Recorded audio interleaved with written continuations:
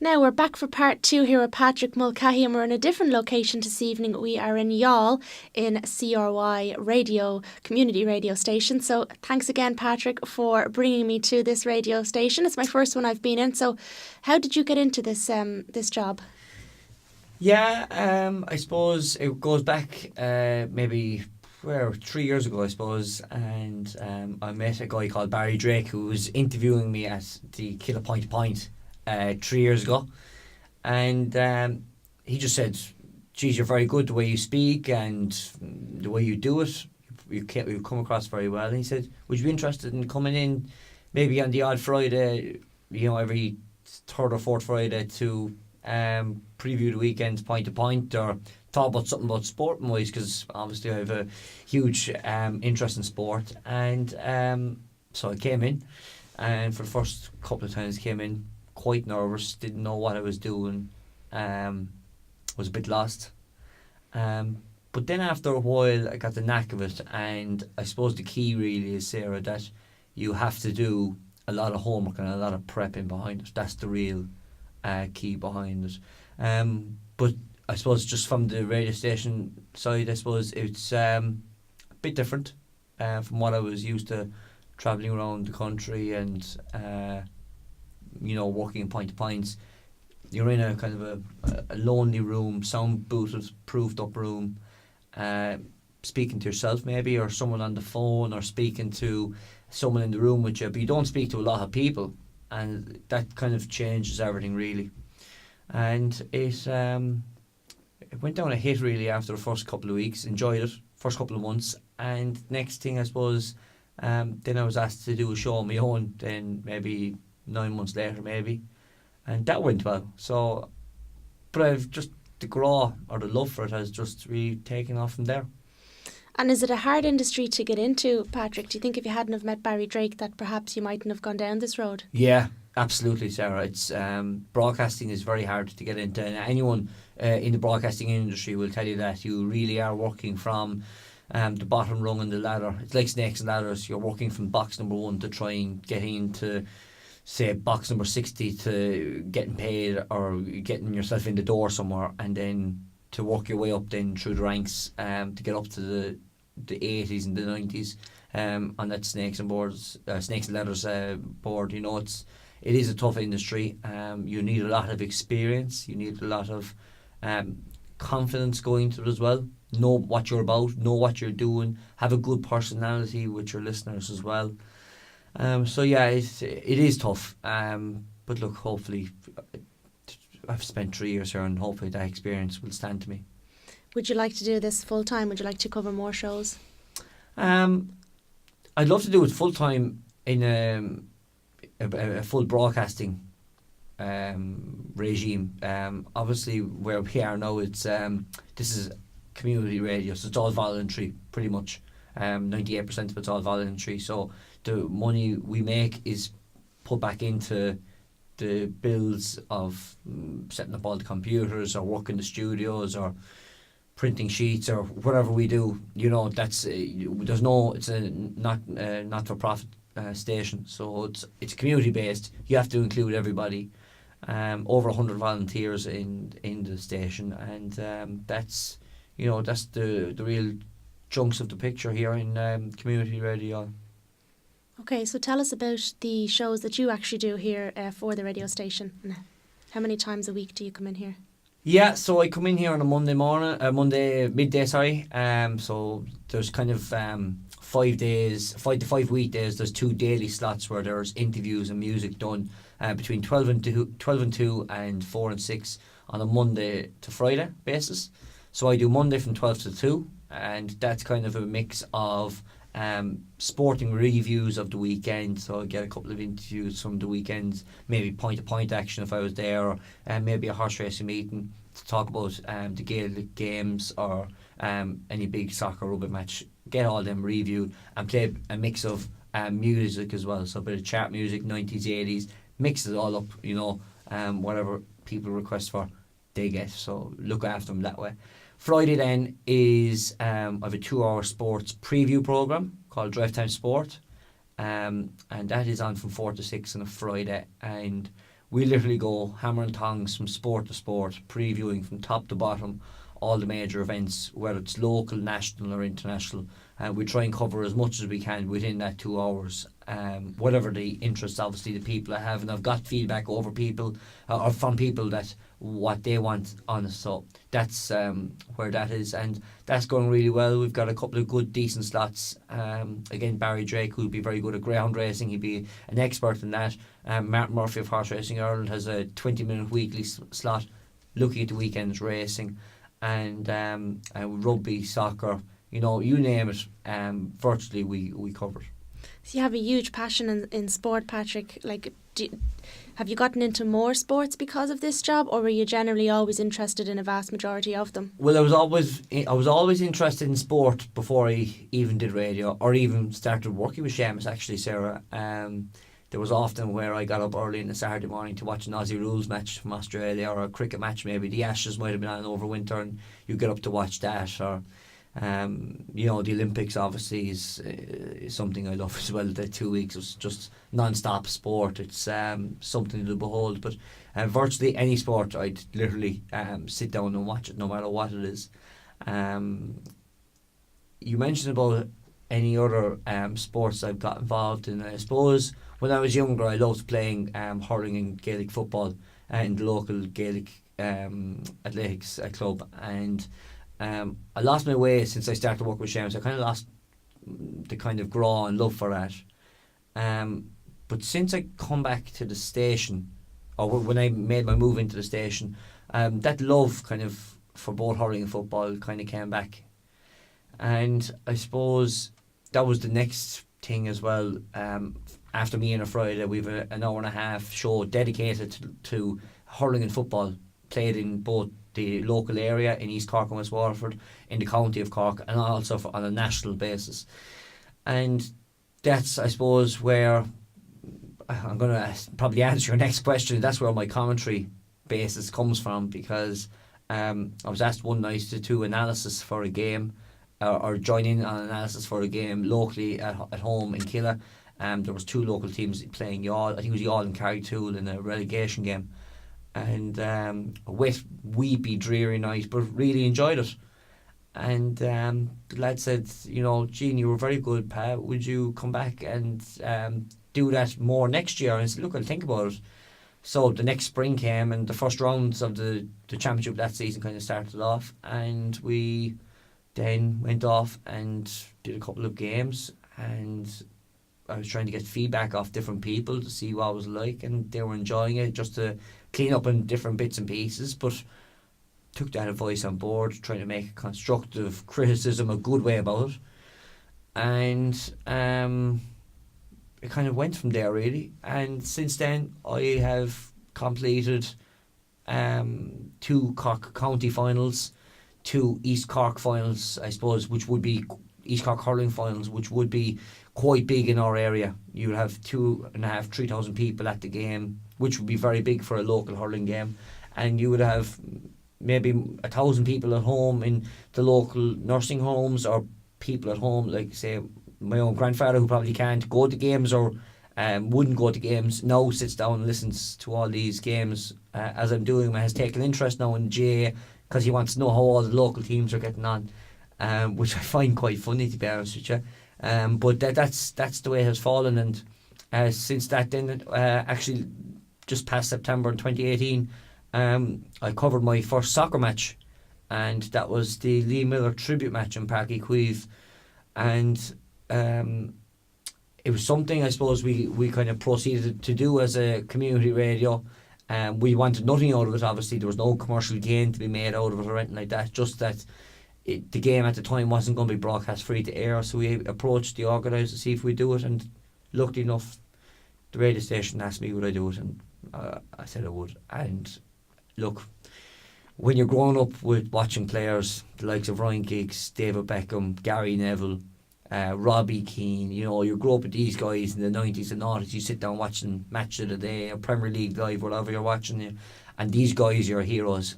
And then, you know, 15 years later, you're actually commentating on the game that they're playing in front of you. You know, it's something I'll never forget. And I suppose as well, Lee Miller being a Cork man, it took a lot of people to heart the way he died, cancer sorely in his life. Liam was one of the gents of the game. By all accounts, I never met Liam in my life, but from what I've heard, he's one of the nicest guys. And it's just, cancer is just so wrong.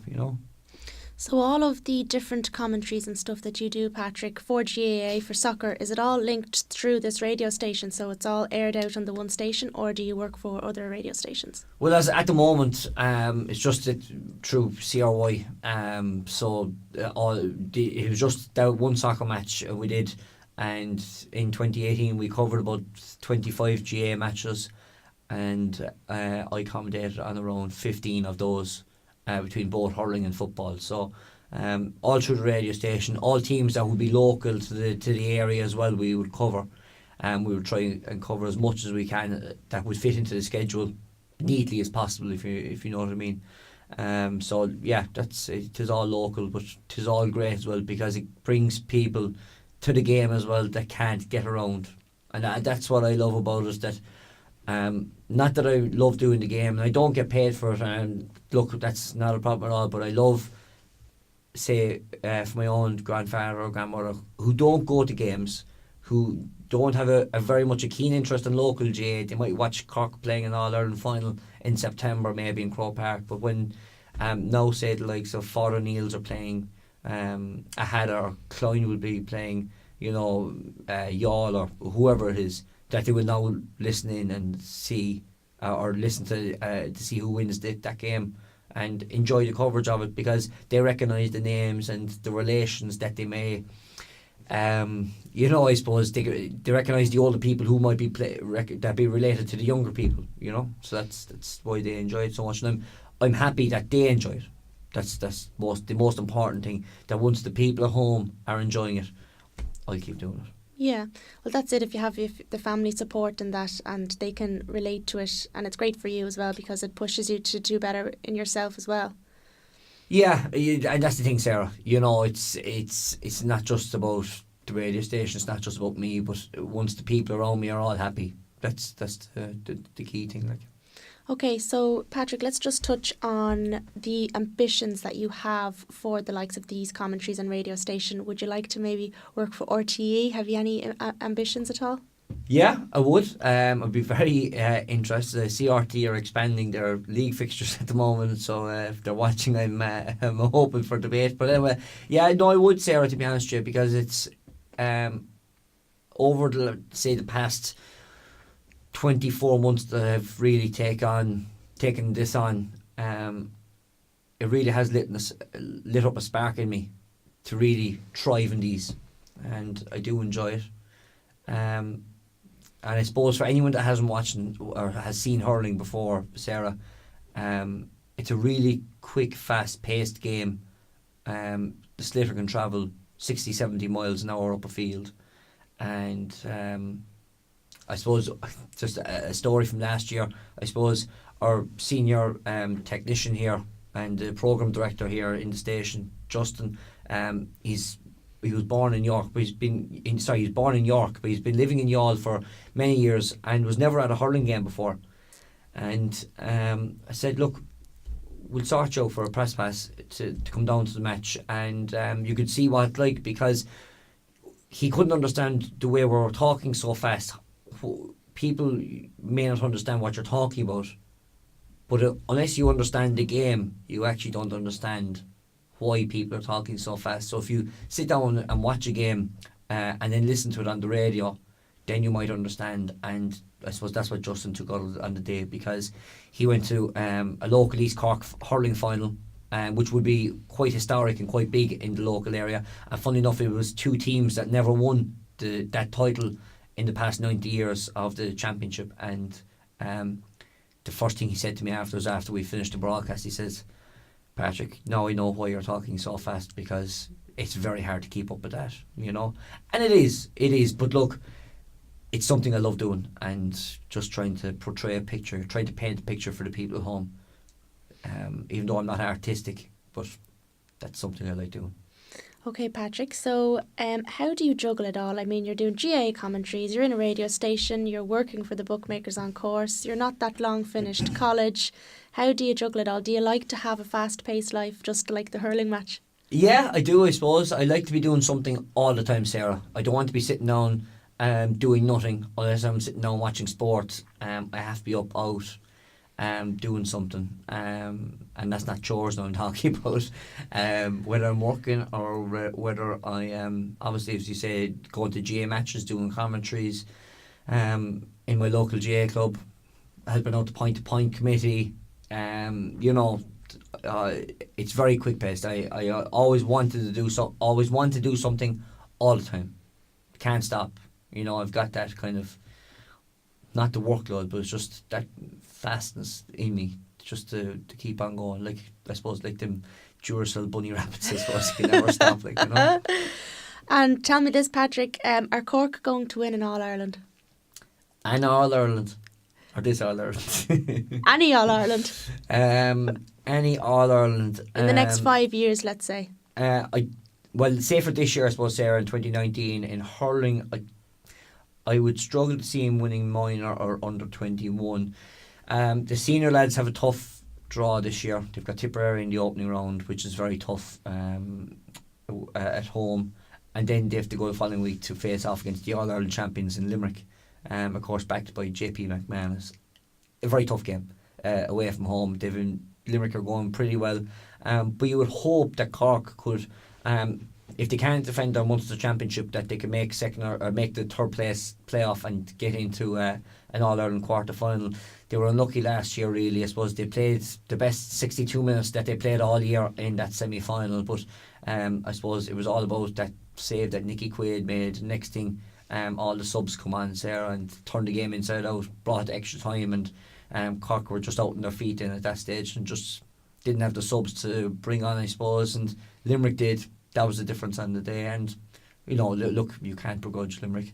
If we can win an All-Ireland in the next 5 years, which I would expect that we would, and more than one All-Ireland, to be great indeed. In the past couple of weeks, the County Board have released a football 5-year plan, and that'll be going through over the next 5 years. So look, hopefully we can turn the football around. It's only 2010 since we last won the football All-Ireland, and 9 years later we've got a rejigging of a plan. But look, it is what it is, and look, the county board are trying to do their best. The players are trying to do their best, and obviously the coaches that don't get paid in most places are trying to do their best as well. So look, it's tough times for Cork, but obviously it's tough times for everyone else as well. Who are trying to win, both Lee McCarthy and Sam Maguire. I just want to touch on the GAA rules. Now, I know a lot of people watching this video might not follow GAA at all or understand the rules, but something that's been in the public eye is the rule changes in the GAA lately. Some of them have been thrown out since, I believe. So what is your opinion? What did you think when they made the hand pass change? Do you think that they should just leave the game as it is, or did you agree with the changes? I haven't really studied the changes, but I know I've seen the hand pass rule where you can only make 3 hand passes and then you have to play the ball with your foot to your colleague or the same player on your own team. And seeing it in real life, I thought it was a bit ridiculous, to be honest with you. And luckily enough, at Central Council, it got thrown out over the weekend, which was great from a footballing perspective. Hurling, I don't think you need to change the hurling. It's just the quicker it's going to get, the more fast-paced it's going to be.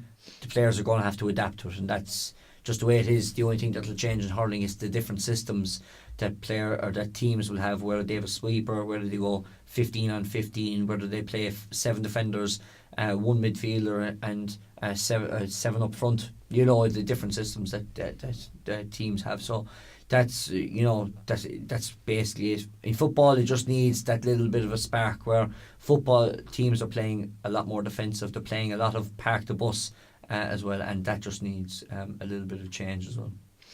Okay, so aside from all of your sporting passions that you have, is there anything else in life that you enjoy doing? What do I enjoy doing? I love to maybe take time off and go on a holiday for 2 weeks, 1 or 2 weeks in the year with a close personal friend of mine. We've been doing it over the last couple of years and really enjoyed it and love to do more of it. If only I had all that money, but I don't. But yeah, I know that's something. But I suppose coming back to the question from earlier on, the fast-paced environment is what I love living in and being on top of things the whole time, if I can at all possible. But when you're juggling so many balls in the one hat, I suppose it's hard to pull the rabbit out of the hat as well. Well, I think you're doing a great job of it so far, Patrick. So thanks very much for bringing me into the radio station today. And again, you're home as well. And thanks for taking the time to talk to me today.